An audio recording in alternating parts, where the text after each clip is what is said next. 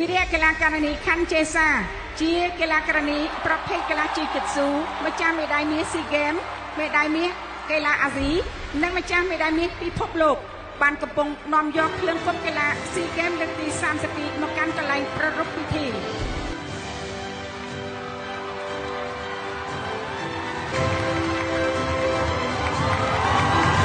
វិរិយកីឡាករនីសនសៀមីម្ចាស់មេដាយមាសស៊ីហ្គេម3ចំនួននិងជាម្ចាស់មេដាយមាសកីឡាអាស៊ីដំបូងគេបំផុតនៅកម្ពុជាប្រភេទកីឡាតេក្វាន់ដូ WT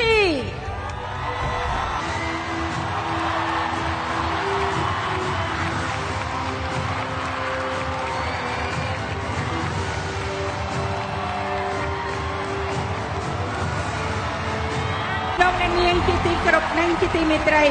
ខណៈនេះគ្រឿងគប់នៃការប្រកួតកីឡាអាស៊ីអាគ្នេយ៍លើកទី32នៅព្រះរាជាណាចក្រកម្ពុជាត្រូវបានបំភ្លឺឡើងនេះជាពេលវេលា